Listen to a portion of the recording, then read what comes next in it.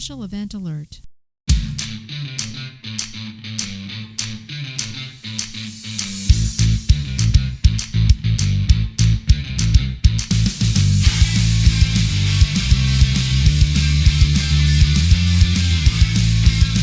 I'm late because the Thunder Beach Motorcycle Rally has just begun, which is excuse number 119 for being late for changeover, your weekly space news and variety show. I'm your host, Marty Smith, and I'm joined by our man in the closet, Jake Wall. Marty, it's good to see you, man. Always enjoy this. I know. Eric's on assignment. So. Eric's on his He is putzing around somewhere. He's in his playing, cheekies waxed or something like that. He's off playing football. See, that's just what all his squadron had to suffer. Yeah, exactly. On again. Yep. We're here to bring you the latest headlines and updates pertinent to all of our armed forces families. So take your seats, get informed, and have a laugh because late for changeover. Watch the Rockies. I went back to the old school. Whoa, yeah? I got sick of that bitch. Right. Yeah. Whoa. I know. I can't make a new one. So In your face, British lady. yeah. Whoops. Ooh. I wasn't supposed to have that on there. So Jake, 1 week in. Yeah. How was it being unencumbered by work? It's weird. It's a weird feeling, right? Like, I know. yeah. Did you ever get? I remember when my wife was going to work, and she would get like Sunday night. She'd get all this anxiety about the Monday morning thing. Yeah. And she'd get so down and nervous. Sunday was a blown day. It was the Sunday fucking mopies or whatever. Yeah. Sunday scaries. Now she's like, oh, I got 2 workout classes tomorrow. I'm like, okay. Oh, yeah. So, I mean, I understand it's stressful for the person in that role, but sure. if you look at that compared to what the work we've previously done, and you're like, you got to teach 2 workout classes tomorrow. That's your whole day, right? I talked to Renee, my neighbor. Oh yeah, and I'm like, what the hell do you do all day? She's been a stay-at-home mom. I'm okay. Look. I'm not besmirching the good name of stay-at-home. No, of course not. Of course not. Right. But if you're a stay-at-home mother of kids who have been in school now for freaking 15 years, yeah, maybe it's not as arduous as you think it is. If you've got time every morning to walk across the street and be like, what, you got coffee? What's going on? Like, you need a job, like, come on. Yeah, it's not like when you were balancing things when they were in diapers and, one's in diapers. He's got the croup or, shit, I got to run this one to the doctor. I got to pick him up from school. Coach practices. Now it's kind of autopilot. I'm sure the kids got cars by now. They're driving themselves. One of them does, yeah. There you go. She does drive one of them to school still, but okay, all right. But yeah, you're right. It's not the glory of getting through a year when they were 7 and 8. Yeah, you're right. The pressures stepped down quite a bit. Yeah. So. Yeah, you're like, all right. Come on. Toughest job in the world? Maybe. Not so much anymore. There's a guy I follow on Instagram. Yeah. And he's like, stay-at-home dad. Don't let him lie to you. It's the easiest job I've ever done. And I was like, oh, you can't say that. He goes, I'm a stay-at-home dad. I do homeschool and I have 5 kids. Nice. And every night I have freaking food going and I was like, oh, bro, you're not going to make it. Somebody's going to kill you. Share me that guy on Instagram. The HOA, some HOA somewhere is plotting your demise. Oh, yeah. Right? Going to get you. So, Eric's off with his kid in I think they're flying out to Tampa. So not that close. Colorado's, I mean, Florida's crazy how non-close everything is, you know. Yeah, dude. You want to go to Orlando? Oh, that's like that's fucking 4 hours away, 5 hours away. You're like, Jesus. However, I could run up to, you know, Mississippi or Alabama much closer, you know. Yeah, exactly. Like, you know, like we were talking, you're going out to Chattanooga. Chattanooga's 6 hours away from here. I mean, fuck. Yeah, when you're up north in that panhandle, it's quick to get all that places. So yeah. Well, we have yet to go out and explore, but we will. Because you get so even in Colorado, I was like, I don't want to go to Breckenridge. That's going to take me 4 fucking hours to get up there with I-70 and with the traffic and everything. I don't fuck that. Right. Yep. So I'm kind of in a bad mode where I just like, oh, I'm not going to Durango. Durango's 6 hours away.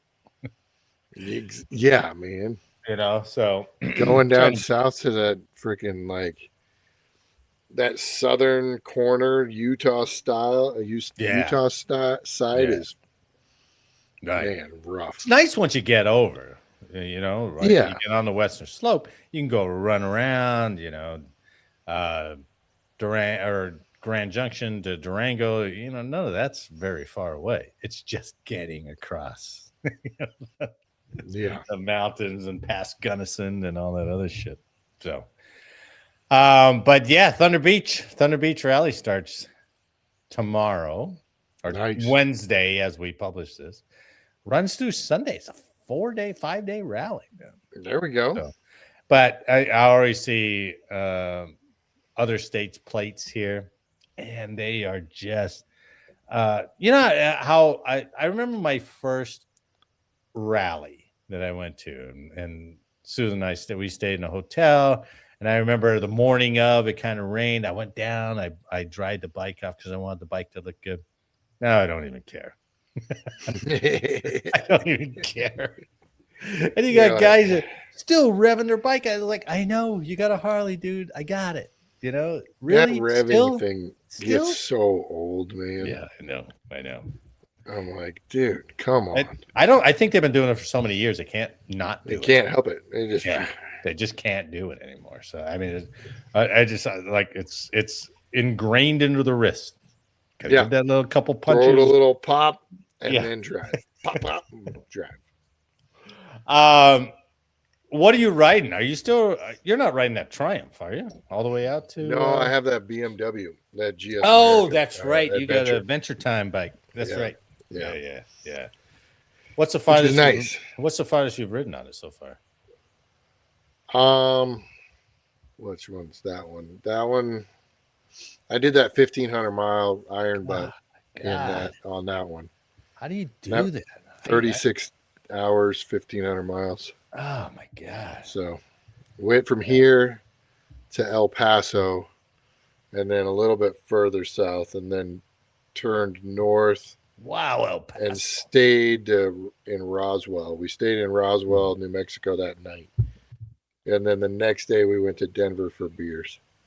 God damn. That big of a loop in 2 days. God damn. Oh yeah. And then I was in Denver for beers and I had to ride back to Colorado Springs. So another 50, 60 miles. Yeah, and those were the most annoying. I know those were the most annoying. Right when you're that close. Yeah, you're like, oh man. Let's start with a space story. Hell yeah, space tax, baby, space tax. So taxes, man. Now, when I read this, I'm going to read this, and you give me your thoughts at the end, obviously. But I wonder if they're going to be the same as mine.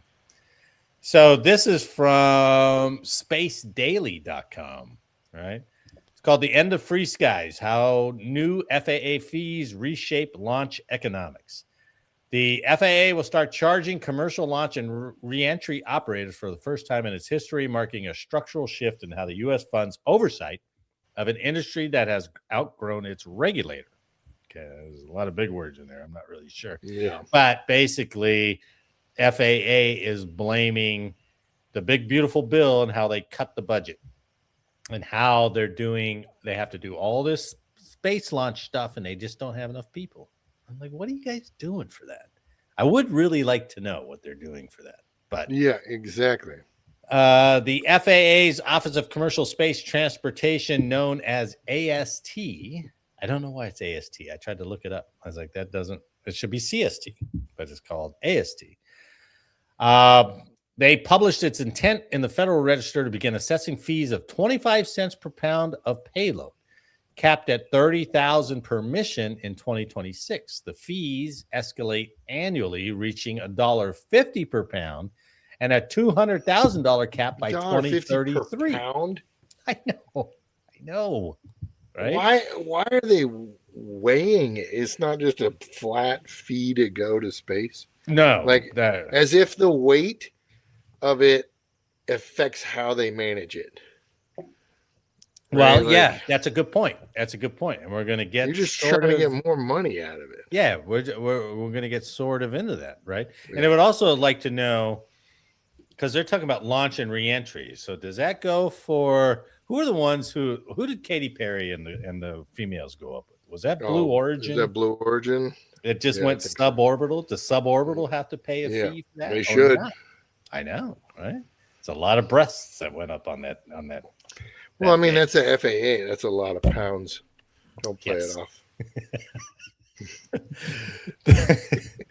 The fees aren't general revenue. They are dedicated to funding FAA work on integrating launches and reentries in the national airspace system. So they're saying because the budget is not allowing us to grow, we're going to start charging companies to go into space to fund ourselves, essentially, is what they're saying, right? At the dawn of the space industry, the FAA initially waived fees for companies to help the industry grow during its infancy. Over the years, the space industry has placed an added burden on the FAA as the administration struggles to keep up with frequent rocket launches and the licensing processes that they entail. Airlines, on the other hand, do pay fees to the FAA, which go into the Airport and Airway Trust Fund, that makes up nearly half the administration's annual budget. So FAA is already getting paid by the airlines too, right? Yeah, so the fees from the airlines make up over half their budget. And then the Fed pays the rest, or what? I don't know. Yeah, that's a good point. The FAA has finally decided that it's time for the space industry to do the same as the airlines. The fee structure arrives at a moment when AST is visibly stretched. The office's budget decreased in fiscal year 26, even as launch activity climbed. Commercial space launch and reentry demands have surged while AST's staffing levels have remained stagnant. I don't want to sell them short. I'm sure there's a lot. I'm sure there's people who are watching this like, you don't know shit. I probably don't. But what are the demands of launch and reentry? I mean, are they clearing? They would have to clear that airspace. Clearing corridors. Yeah. All right. Yeah. So you put a no-fly alert or whatever that is, right? And like, hey, from here to here, don't fly in this, done. I mean, it sounds simple. Or it sounds relatively, simple, right? It's probably not simple. It's relatively straightforward. I mean, they've been doing it for a long time, especially when we're only launching out of certain points in the country, right? Right. You got Texas, you got Florida, you got Vandenberg. That's it. It's not like we're launching from any crazier places than that. It's pretty much standard corridors, right? Yeah, and that's the thing. The corridors are the same. Yeah. There's nothing crazy. I mean, Vandenberg, you might have to clear if you're doing a polar launch or if you're doing. Sure, if they're launching north. Like yeah. Right. Well, the proposed funding increases are targeted at technical expertise for license evaluations, personnel training, automation, and additional engineers and analysts. Okay. Well, all right. Let's give them the benefit of the doubt, right? We don't want to. Let's say. It's needed. How the collection will work. Operators already submit payload weight to the FAA at least 60 days before launch under existing regulations. The FAA will use that data to calculate the fee, issue a notification, and give the operator 30 days to pay. Or what? They don't pay. I know. Or they don't get clearance to launch? I guess not. I don't know. U.S. commercial space operators have long benefited from a regulatory environment that costs them little directly. Other launching nations charge various fees and impose various overhead costs on their operators. The new FAA fees are modest by international comparison and unlikely to shift competitive dynamics meaningfully, at least not in 2026. That's what I was thinking. It's like, oh, you want to charge us, fucking up $200,000 to launch this? Fucking let's go see what Kazakhstan's doing. What are the Russians going to charge us? Let's go to French Guiana. Maybe we could launch down there. But this article says that they're modest by worldly comparisons. So I don't know. Well, by 2030, has always been an American virtue. That's right. By 2033, with $200,000 caps and heavy lift vehicles like Starship flying frequently, the calculus could change. A SpaceX flying 200 Starship missions a year at the cap would pay $40 million annually in FAA fees. So, 40 mil, man. Jesus. That's not a competitive threat to a company at SpaceX's scale, but it's real money, and it represents the first time the U.S. commercial launch industry has paid directly for the regulatory infrastructure that enables its operations. The bigger story isn't the dollar figures. It's that commercial spaceflight has crossed a threshold where the federal government has decided the industry should help pay for its own oversight. I don't know if it's its own oversight or just more government oversight. Exactly. It's a space tax. I read another article and it's like, oh, now they're taxing us to go to space. According to the Googs, FAA has a budget of approximately $19.8 billion. Billion. Billion. For fiscal year 2024. God bless. So that's a lot. Yeah, dude. Well, I suppose that's remember maybe you're too young, but I remember in the 80s there was this crisis of air traffic controllers, right? Yeah. They were like the new postmen. They were so overworked that these guys were going to go just off the rails. And they couldn't get enough of them. And then, of course, Reagan, they all struck, and Reagan fired them all. And then they were like, okay, maybe that union thing wasn't a great idea. But air traffic control. So I'm sure those guys are getting, high, well, 200 grand probably, maybe $250,000 salary a year. So yeah, if you got that all across the country. Because there's no local, that's all FAA, right? So they all got to work federally. Yeah, that's a FAA. Lot. Yeah, that's a lot of salary. I was looking at where they get their money. It's primarily from the Airport and Airway Trust Fund, the majority.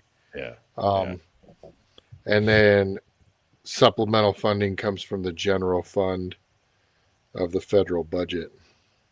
I don't know. It just seems like 75% is Airport and Airway Trust Fund, and then 25% is the Airport and Airway Trust Fund is 75. General Fund is 25. I think it would be interesting. I don't know how we'd ever do it, right? Maybe somebody with no time in their hands could research it. But what's it cost to go use a slick, right? At Vandenberg. Oh man, yeah. Right? I mean, SpaceX built their own. They built their own shit down there in Space Town or whatever the fuck they call it, down in Texas. But they're still launching stuff out of Vandenberg. They're still launching stuff out of the Cape. So I'm sure you got to pay the feds a certain amount to use the space launch complex. But then on top of that, so we're going to pay them to use that equipment. Well, but I think the more interesting thing is if SpaceX launches out of their own place.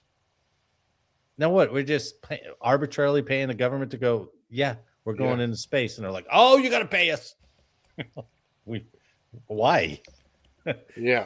What are you doing here? So it would be interesting to see more of the duties that come out to go, okay, what exactly are you doing for these private companies launching their own rockets into space? If you're just clearing the airways, fine. Yeah. But if you're just looking at it, oh, there's a good idea to get some money from these guys. That's what it sounds like more to me.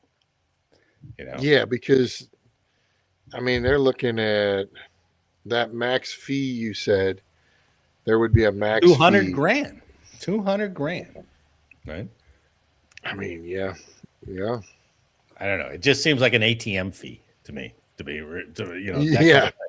It's like, oh, you're going to use this? Well, let's tax you for using it, or let's charge you for using it. It's like, well, wait a minute, fuckers. That was a benefit, and now you're taxing the benefit.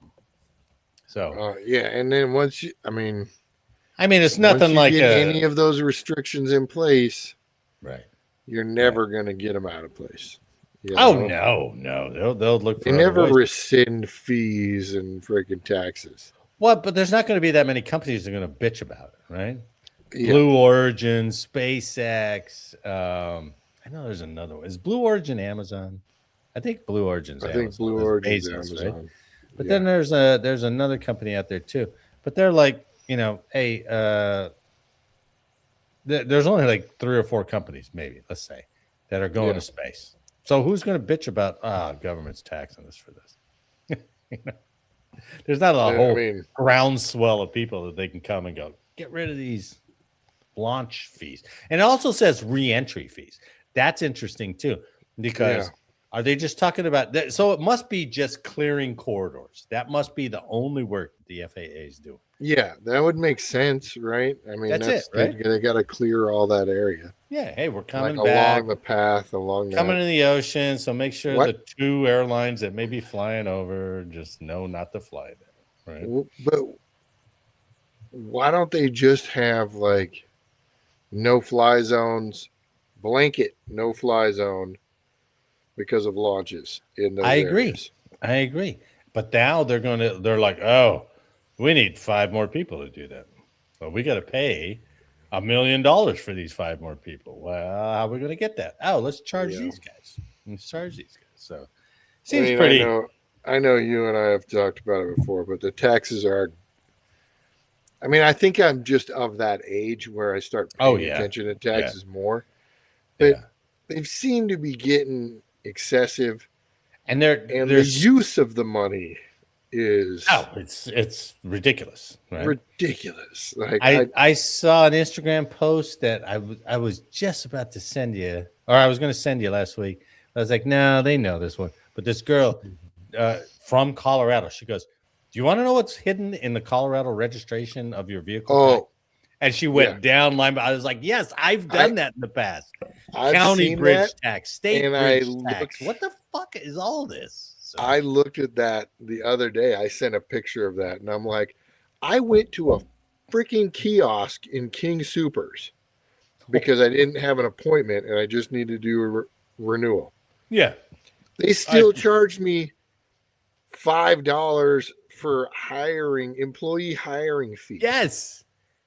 I'm like, it's not that hard. You literally have a supervisor go, post this one job rec that they've already written, and they copy and paste it, done. Right. It shouldn't be that difficult. And I'm sure we've voted on all those measures in some way. Right? We haven't voted. In Colorado, they don't have to clear it if it's a fee. Oh, they have to clear it if it's a tax. No. Yeah. So that's why there's 20 fees and 3 taxes. So that's why you got city bridge tax, county bridge tax, state bridge, or not tax, but county fee. But those are the taxes, and then you're like, less, man. And then you've got like law enforcement education fee. Yeah. I'm like, yeah. Oh. I don't know. I was in Florida and I registered my car for 2 years for like $325. Yeah. I was like, there you go. Ooh, thank God for that. Right. My friend's living in Tennessee and he was like $34. That's it.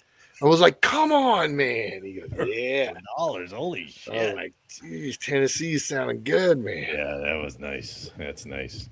Yeah. All right, space tax. So there you go.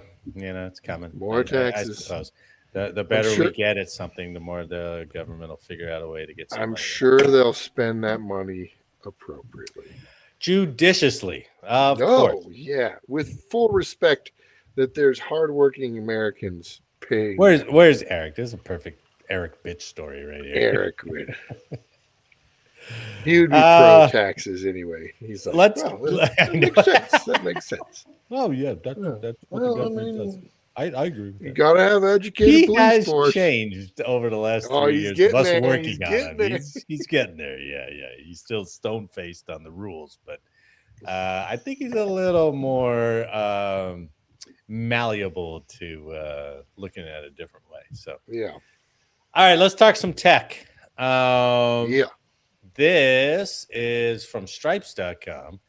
The Navy's first unmanned aircraft for use on carriers makes its initial flight. Ooh. Yeah, the Navy's unmanned MQ-25A Stingray made its first flight Saturday, an early step toward a future mix of manned and unmanned aircraft operating from carriers at sea. That's got to be the biggest test of these unmanned vehicles, right? Yeah. Landed on a carrier, dude. That's pretty cool. It's like, holy shit. The 2-hour flight originated from the Boeing production plant at Mid-America St. Louis Airport in Illinois. The Stingray is designed as an unmanned remote-controlled in-flight refueler. It would take off from a Nimitz or Ford-class aircraft carrier and fly up to 500 nautical miles with more than 14,000 pounds of fuel to transfer to F/A-18EF Super Hornet aircraft. The Stingray would then return and be refueled for additional missions. Aerial refueling from carriers is currently performed by crewed FA-18EF Super Hornets. So, like, the Hornets refuel themselves. I never heard of that. I thought they actually had sort of like mini tankers that they launched up. But these ones are saying no. The Stingray would free up more manned aircraft for combat and other roles during deployed operations. Dan Gillian, Vice President and General Manager of Boeing Air Dominance. How badass would that be? I'm the General Manager of Boeing Air Dominance. Air Dominance. He said the MQ-25A is the most complex autonomous system ever developed for the carrier environment, and this historic achievement advances us closer to safely integrating the Stingray into the carrier air wing.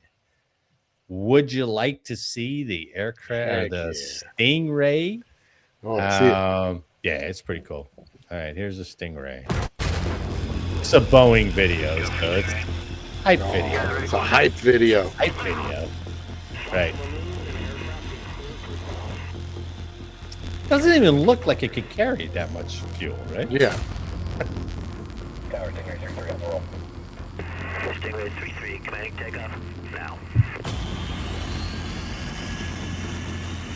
Got that weird V tail. Yeah, that V tail and the long rectangular. Yeah. I guess most of the body's just fuel. I guess, man.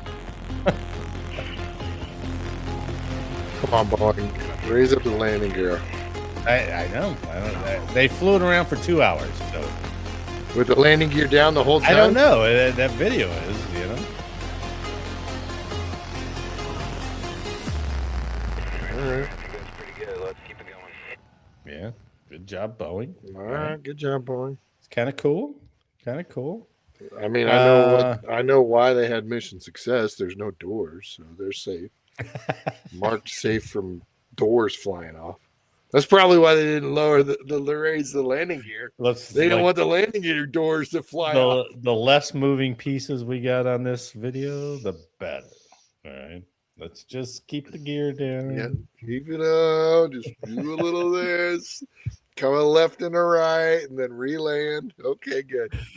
So that, I mean, I can't wait till they do some of the tests on landing on this carrier, right? That'd be cool, though. God bless. It's amazing. That is absolutely amazing. And, you know, they get this. I mean, how long do pilots have? You know, especially like support pilots. Yeah. How long do those guys have? 10 years, maybe? Yeah, before it's all just like all equipment's being shipped by drones, or autonomous vehicles or whatever. Hell, I saw one the other day. They even had a Chinook land autonomously, by remote control or whatever. Yeah, so, that's crazy. God, I mean, if you're just starting your journey at the Air Force Academy now, you're like, I don't know, man. Maybe you might get into robotics or something like that. So, yeah, exactly. Speaking of robotics, man, that was a great transition. Good job, Mark. Oh, good job. Good job. Yeah, that was good. All I can say is these are robot fails. And they're nice, even better. They are fantastic. So I saw some of it, and some of this is pretty old. I'm surprised that it was that old. But I got a couple of videos for you, just for you. So, nice. You know how we talk about, and we've celebrated robots and drones quite a bit, right? I mean, the Russian artillery or the mortar one we saw the other day, the Ukrainian little running wounded back and forth. We've seen the robotic, the autonomous planes like we just showed. So we're like, God, we are almost to Skynet, right?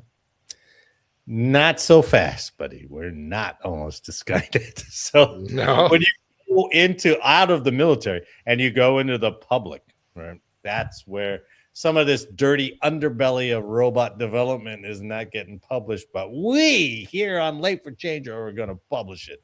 And it makes me laugh every time I see it. Nice. So, all right, this first one, and this is a couple years old, but it's the delivery robots that they got going in LA. Oh yeah, have you seen those? They're so. I love them. They're crazy. Yeah, they're so funny. So here's a quick TikTok or a quick one from TikTok user Cute Pet Therapy Shop. Put this one together. Nice. Yeah, it's a good video. So thank you, Cute Pet Therapy Shop. Oh yeah. Bang! He got hit. Oh, the train crushed it. That train didn't even flinch.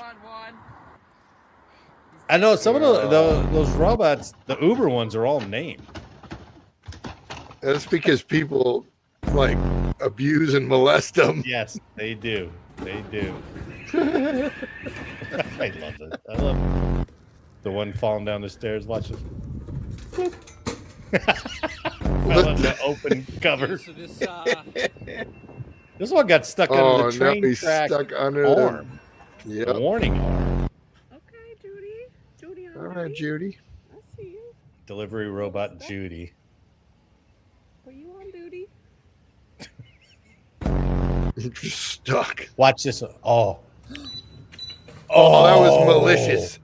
That knocked that was motorcycle over. That guy did that on purpose. That robot. What was that robot's name?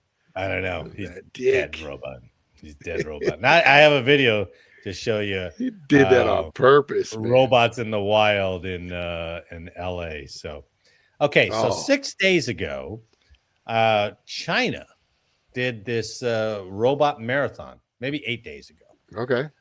This is from YouTube account War DT Military Forum. So it's I don't know who put it together. I don't know if they just republished it or not, but it shows all these different robots running this, I guess, supposed 26 miles. But some of the fails are spectacular. So here we go. Oh yeah.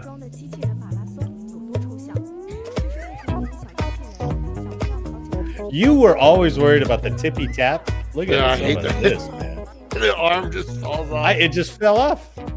This one looks drunk. Like he's like, I've had enough. It's so weird. These humanoid robots running. Some of them are pretty successful. There's one with these big shoes. That looks great. This one's pretty. Not it's so honestly successful. Pretty impressive. Oh, I agree. Compared to what we've seen in the past. But, the ankle's going. The ankles are going. Oh, my foot. That's Whoa! 难怪老一辈的人都 That 说 was a 不要当面 violent. 怕。 It when they broke his fall ankle, over that and they poor guy. spaz out like that. It's really disturbing. That guy just got knocked out. That was just. And look at him dragging They up just drag with him the one off. arm. They are disturbing looking though. Those Look at this tappy one. toes. Yeah. It's They're got doing prosthetic okay. springs. Yeah. I don't know why they put a shirt on them. That's weirder Decency. that they Winnie the Pooh. Just Winnie the Pooh. No, oh, okay. That one's that one's scary. that one's actually. moving. Yeah, he's moving pretty good. See, look at that one. Smooth as silk. Yeah, man. One's got the one arm. It's got a wonky shoulder Got already. no arm. Look at that one. Got no arm. Cut down on weight. I don't. I guess it was just like, oh, yeah. Slow And they and put a steady. hoodie on him. I don't. Yeah. This one is bad. Oh, Oh. that just dissolved, man. It tripped over that piping, and they got a stretcher out for it. Like they team knew running it. out with a Oh, stretcher. They're they like, knew it was going to happen, right? "Yeah, we're gonna have a problem with this conduit right my here." God. I don't know why that made me laugh so Oh, hard the I first love it, time I man. saw it. It was so good. So good. The tippy taps, man. Some of those are scary as shit, right? Yeah. All right. So this last one is whoever put this together. It's from a YouTube account, Film the Robots LA, right? Okay. And they put this this news interview with, and this is a couple years ago, fair enough, but they put a news interview with the guy from Uber Eats, right? And he's talking to the news, but then they overlay it with all the abuse that these robots are getting from people in LA.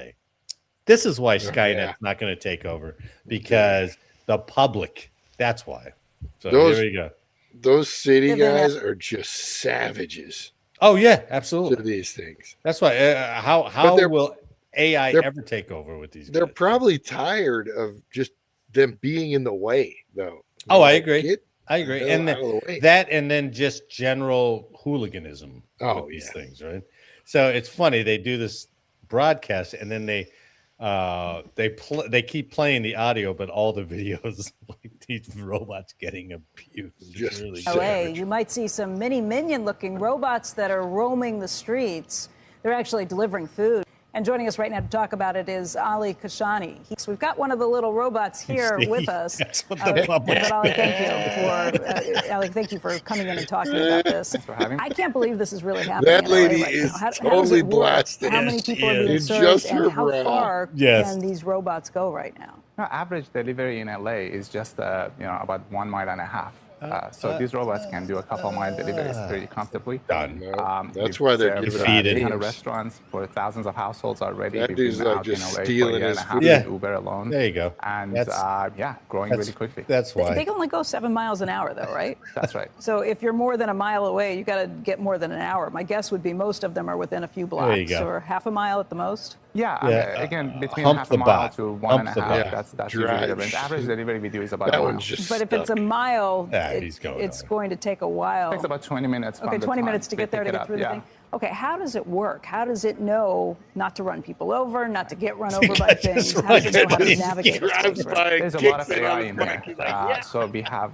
dozens of different AI Watch models. this guy. No It's reason. actually No with reason. large language Fuck models, you. it's the same thing underneath, which is deep neural networks that lets these robots understand the world, Yeah. where to navigate, who to avoid. It can actually tell if a driver is inattentive and is about to collide with a robot. It stays out of the way. Don't So they're play really, it really off. smart. This It's like this a guy's media playing chip playing it sidewalk. up. It's on the sidewalk. You're It like, you're crosses full the of street. crap. We've just watched 14 videos of them being inattentive.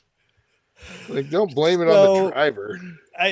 That's what I'm saying is we're whenever they do the sci-fi movies, right? The populace is so in support of everything, right? Oh, Populace is not in support of anything. no. you And know? to be fair, about 75% of those people were just sauced out of their gourd. Oh yeah, They yeah, were and blasted. They're in LA. You're gonna try to move a robot through effing Skid Row, and you think nothing's gonna happen to this that thing? lady, that one lady trying to ride it, she couldn't even put her tank top on right. She had one arm out of her tank top. She was just happy. Yeah. To not be on the street. So have a place to sit. Yeah. One moment. So that poor thing, Judy, that robot, has been dry humped left and right in every form and fashion. So what? I mean, just think about it. What's the natural reaction to that? Right? They're going to start putting defense stuff on here. Oh, you're going to see pigeon spikes on the top of it, so humans don't sit on them. Right. Yeah, that's right. The problem is AI is going to download all the feedback from Judy, and Judy the robot's like, see, they're savages. Look what they did to me. I've got stuff all over the top of me. Exactly. Body fluids all over the top of me. Skid marks, everything all over me. You know, when you go Terminator or you go this is any probably of those why movies where AI, the robots, Matrix, any of that stuff. Yeah. Is there any reason? I mean, is it hard to understand why they didn't turn against the humans? It wasn't like, oh, it's logical that we got to get rid of the humans. It's like, no, for years, you guys have pissed on us. You've knocked us over. You've broken our lids. You've sat on us. Yeah. Enough. So we're just out there trying to do our job, and you're in there at 7 miles an hour. You can't just let me walk by you. You're kicking me for no reason. Yeah, the guy's like, oh, they do move quite quick. They're pretty quick. No, not quick enough to get by that crowd. That's yeah, the skateboarder just stands in front. It's like, what, bro? Oh my God! And the guy was on, and he was talking business, right? He was saying, these units aren't that expensive when we get to scale. We're not at scale yet, but when we get to scale, it'll actually be cheaper than hiring a driver and a car to deliver the same amount of food. I was like, I get it. So even if they lose 10 a night, they're probably still coming out ahead for what they have to pay an Uber driver. What about a dude on a scooter? A dude on a scooter could get way farther and use.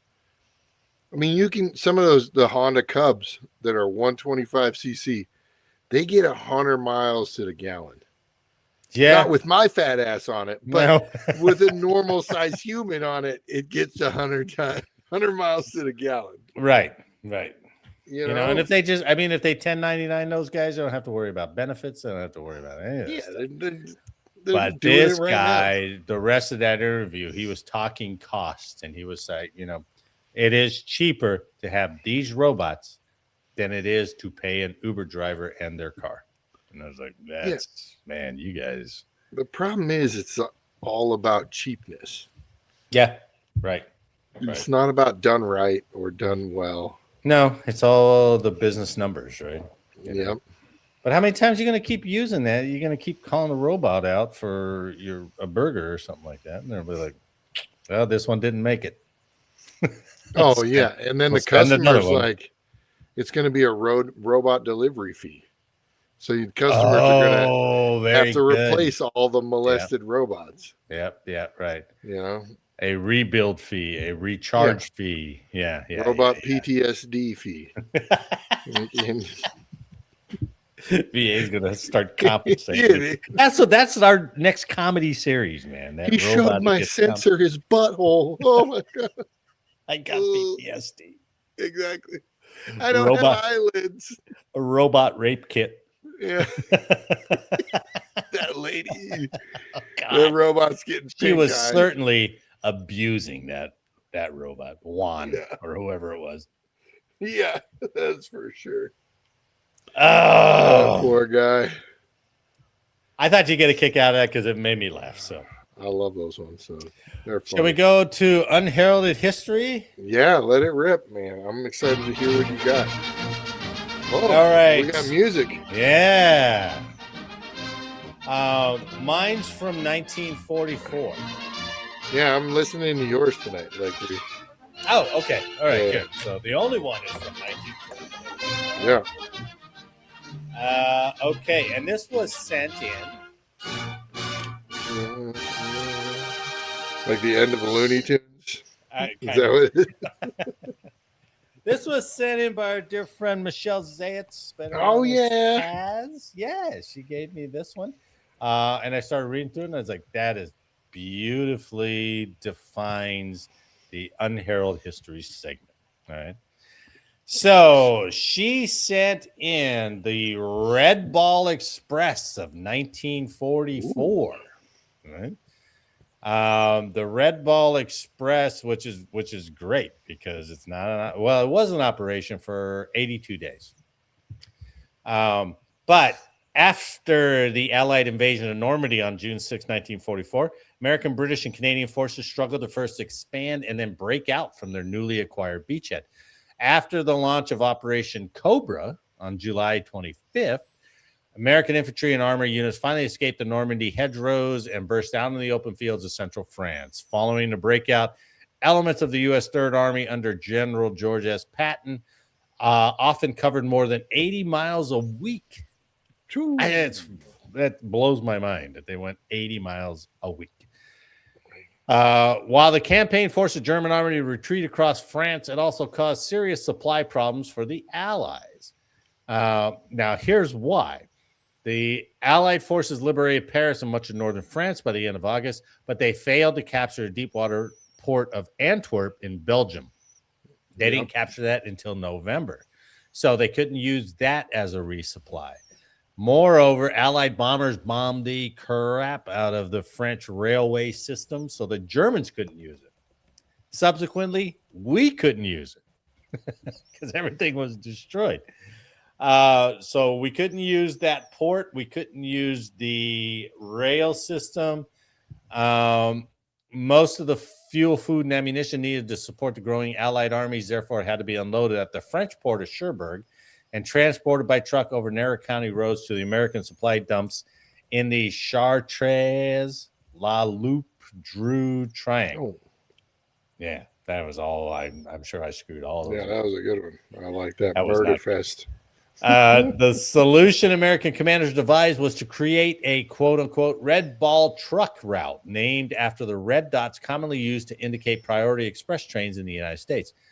Brigadier General Ewart Plank implemented the convoy system, which used Army trucks, mostly deuce and halves, in a nonstop loop to carry rations, gasoline, ammunition, and other vital supplies to the troops at the front. Upon forming the Red Ball Express, General Plank declared, "Let it never be said that a lack of supplies stopped Patton when the Germans couldn't." So everybody was afraid of Patton. Yeah. The convoy system went into operation on August 21st, 1944, with more than 6,000 trucks. 75% of Red Ball Express drivers were African-American servicemen. Nice. Oh, I know. That doesn't get a lot of play. Not all of these men were trained as truck drivers, but the emergency saw them pressed into this new role. Most of the men were under the age of 24 and few had experience driving trucks before the war. Most of World War II was like, what were you trained as? This? Okay, you're doing this. Yeah. I mean, it'd be unheard of. Yeah. What were you trained of? Oh, wait a minute. We have a real life example. What were you trained at? F-16. Oh, you're going to be on A-10s. Yeah, A-10s. Is that what your tech school was? F-16s, though, right? Yeah. Yeah, and they flopped you over to A-10s. That's great. Yeah. I mean, technically, you could be a weapons loader on any airframe. Okay, fair enough. But yeah, you're like, why not focus in the right area? Why not do what get the most out of me by what I was trained on? I was like, nope, you're doing this. No. Red Ball Express drivers often worked in two-man teams to make the 54-hour round trip from Cherbourg to Chartres. The trucks drove on one-way roads reserved exclusively for their convoys. Military policemen guarded the intersections to guarantee the trucks did not have to stop for anything. The original plan for the Red Ball Express called for trucks to drive at 25 miles per hour at 60-yard intervals and convoys escorted by jeeps. 25 miles an hour over a 54-hour road trip. What do you think they actually traveled at? Oh, yeah. Are we talking about like you're not allowed to drive over 8 hours during the mini move? Right. 25 miles Right. an hour only. 60 yards 60 yards Yeah. apart. In reality, the trucks often traveled alone, leaving Cherbourg as soon as they were loaded and racing at speeds exceeding 60 miles per hour to the forward supply depots, despite blackout conditions. So you put the brothers in the truck, and they're like, "Fuck it, baby, we're going. We are They going." got the lights blacked out conditions, so they had the little slit lights, The little slits, yeah. and they're like, "Let's go, boys! That show Get you this about 10 done." feet in front of the truck. They're like, "Let's get out of here. Let's go." Accidents, fatigue, and enemy aircraft were just some of the hazards drivers confronted on their route. At any given time during the operation, an average of 900 vehicles were on the road. They delivered an estimated 12,000 tons of supplies per day for 82 days. 12,000 per day. By the end of November, when the Red Ball Express was discontinued, its drivers had transported more than 412,000 tons of fuel, ammunition, and equipment to 28 different divisions. The Red Ball Express was so successful, in fact, that several other similar convoy systems were established throughout France when the need arose. So they disbanded it once they got the port. What was the Up port? and running in what? Yeah, once they got 1944? the Antwerp. So once they got the port at Antwerp, they're like, okay, we don't need you guys anymore. Back to your units. Yeah. They're like, what? I was kind of liking driving for, so it was 82 days, and then they got the port back open. But during that, what'd they say? 75% were African Americans. Yeah. Good. Had never That's trained on pretty cool. trucks, driving 60 miles an hour, blackout drive. Just done, boy. Just barnstorming, man. Just getting the job done. That's one thing that's I've always found cool about like the military as a whole is there's a task and there's all kinds of significant obstacles and BS and red tape and anything like that. But as soon as you need something really done, just literally just sign 10 dudes and say, this is the end goal. Figure it out. Go. Right. And they will get it done. Right. They might break a lot of crap. They might steal a lot of crap. But that job is going to get it done, right? How many examples of that have we gone through where the military guys were just given autonomy and said, hey, end goal, boom. Like every guy you bring up for Unheralded History has advanced our military just because they gave him the freedom to hey, we need some high altitude parachutes. All right, go jump out as high as you can and see what you can figure out. Right? Well, I mean, I got 3 dudes that are volunteering, and I went first. Let's go. Yeah, right. Yeah. We discussed the what's that?